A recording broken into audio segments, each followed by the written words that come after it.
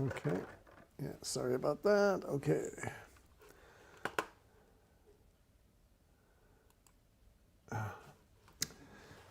Okay.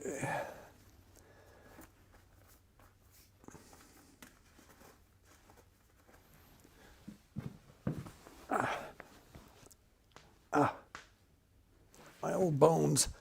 I've been out working on the tractor, trying to get my back to pop from too many hours in the car yesterday. It's sunny today. I was hauling some logs. I've got to clear a little area. The logs are down. I just need to get them moved so I can get a genset in there. Anyway, so this is a quick little test video and see if my sound is good. And this is about woo treatment. And the woo treatment is for a particular condition, a metabolic condition, okay, that we all call this. And I'm not going to mention. And this treatment is something, I mean, I've researched this, guys. I've had this shit 3 times. So I know how to deal with it. Anyway, so when you're treating this metabolic condition, you need to cut out all sugars. You need to go 100% keto as long as you've got these, this condition showing up in tests, all right? Because that's metabolic. And so it takes in 45 units of energy from sugar, and it only gives you 2 units. So you exist, but you're dying. You're slowly dying because you're just not able to metabolize effectively. That's one of the problems with this. Okay, so this particular metabolic condition has a treatment, not a cure, as far as I know, but just a treatment because this is not a disease per se, right? It's a metabolic condition.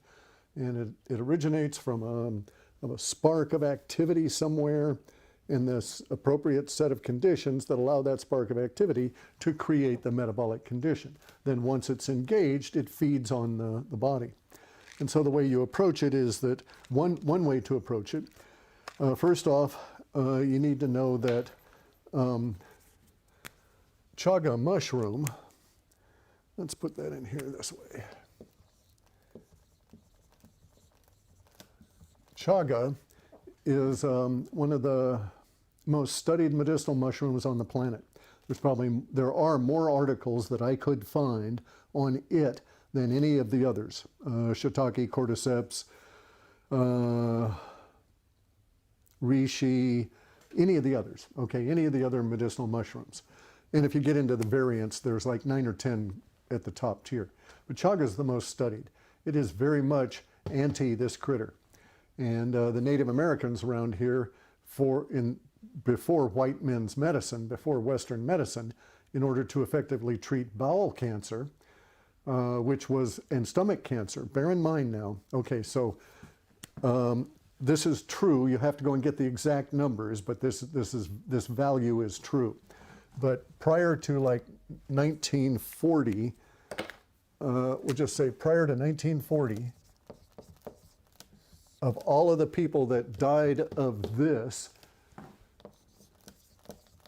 50% were stomach cancer. Shit, I said that. Anyway, were for the stomach. And we eliminated that with the electrification of the United States and the Western world up through the 20s, the 30s, 40s, 50s, and even into the 60s in some areas. We eliminated this as an issue because we had refrigerators. And so we were no longer eating food that caused this condition to originate. And so there was a direct correlation between this form of that metabolic condition and refrigeration being introduced. So there's a, you can have some meta conclusions here. It's safe to say that if you reduce that particular form of this particular metabolic condition by 90%, just by bringing in refrigeration, you can say, aha, it was probably the food and hygiene, that kind of thing, right? So anyway, so chaga is an essential component to anything I do for anti-metabolic condition. Now, the other big one I want to talk about is this stuff called fenben, okay, fenbendazole. There we go. Fenbendazole. This is laboratory purity. This is USP grade, right? Laboratory tested. Human grade. And so that's what you look for. You look for this word, fenbendazole, when you go to Amazon for humans, because there's also this stuff for dogs and horses. And we're going to get into this real quick. Then I'm going to go do another interesting video. All right, so we have fenben, but okay, so the reason we know that this works against that is because they use this for deworming dogs, cats, horses. Not so much cats, but dogs and horses and mice. And so they dewormed mice in laboratories with this stuff. And they'd give it to them just routine. And at first they thought they were getting bad mice, because they took them a while to track it down to this particular substance. And they tracked it down to this particular substance in the 1960s. All right? So we've known since the 1960s that this was an effective treatment for that. But nobody tells anybody. The reason that we know is because of a meta-conclusion, that if you give mice this stuff in order to deworm them, they cannot get that metabolic condition, even if they're bred for it and you give them stuff to make it happen. They just don't get it. It's like just rolls off their back like, water off a duck. It just does not hassle them at all. So this works for that. Now, in the 1960s, they knew that it worked for mice, and some people explored it for humans. And it crapped out.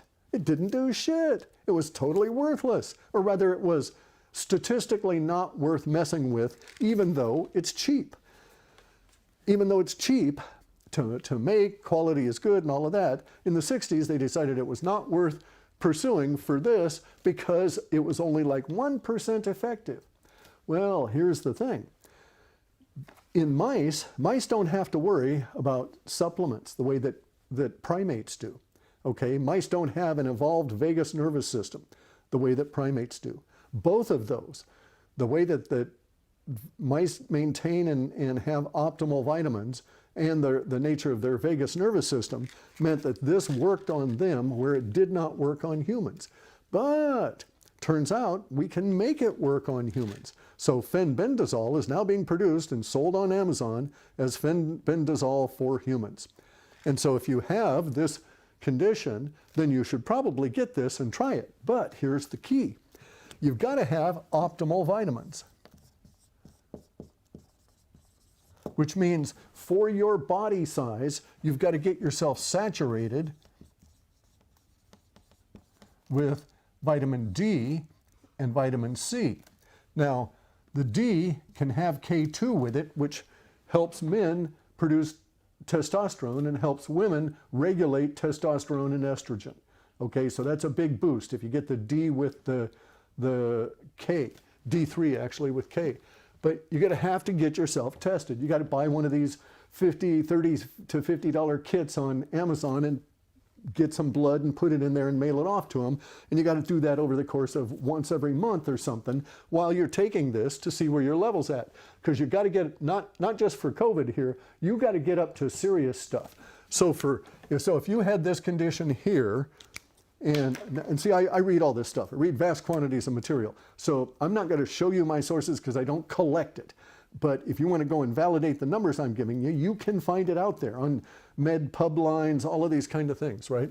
But if you have this form here, as I did, it turns out that nobody that has vitamin D at 90 nanograms per milliliter or higher ever shows up with that. There's like a 1-to-1 correlation with low vitamin D and this stuff here. There's also a correlation between low vitamin D in your old age and in men, especially white men, and the Salk polio vaccine. From the 50s. That's why there was a bloom of this particular thing in white men my age that were in my cohort.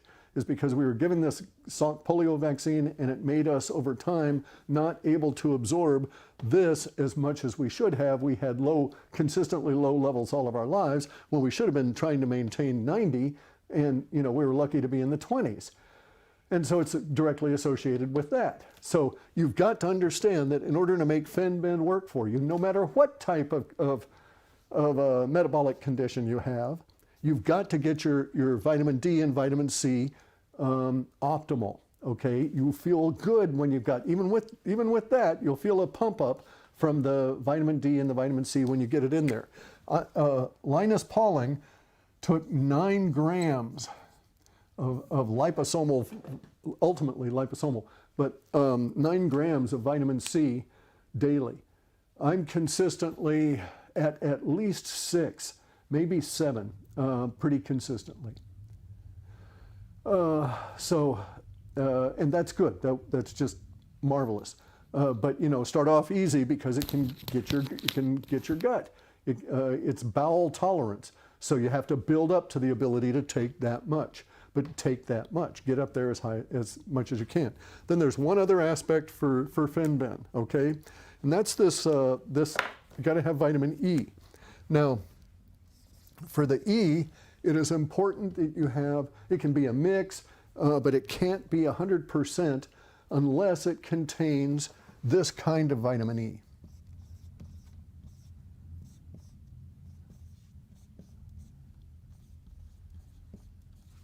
Tocotrienol, okay? If it's got to have at least some tocotrienols in it, up towards 40 or 50% would be better, but none, it's not going to do you all that much good. It does some good. It has to do with the fact that vitamin E is the only vitamin that twists to the right molecularly. Okay, so all other vitamins twist to the left, as most of the molecules within our body twist to the left in terms of how they form. But this tocotrienol is a real key to kicking up the effectiveness of Fen-Ben. And then, certainly get selenium, zinc, all the other antioxidants and all this kind of stuff. Certainly take as much of that stuff as your system will tolerate. But for Fen-Ben, you really only need to get D, C, and E as long as it's in tocotrienol form.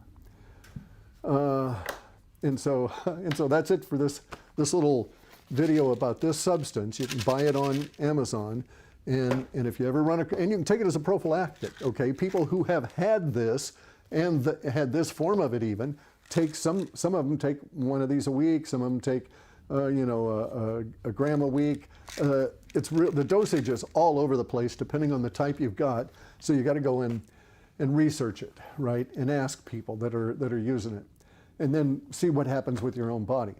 It's also well tolerated. It doesn't trash your gut, and it's very, very, very effective. And I've had dozens of reports of individuals that have personally used it, that I knew before they knew they had this metabolic condition, etc. So I know they're not bullshitting. And it does work. And it's used to be you couldn't get it for humans. They didn't used to have it sold on Amazon for humans. So some aspect of the market is wising up. Again, I don't make anything off of this. This is from, let's see, Fen-Ben Labs. Okay, I just bought some, right? Because I've had this shit, and I ain't gonna get it again, and I'm not gonna let it kill me. So I do that, and I'm gonna do this should the need arise. I don't have to now. I'm cancer-free, but I have chaga tea. I have my chaga tea every damn day, at least 2 cups. And I'm optimally on my vitamins all the time. And chaga, by the way, has a great deal of vitamin D.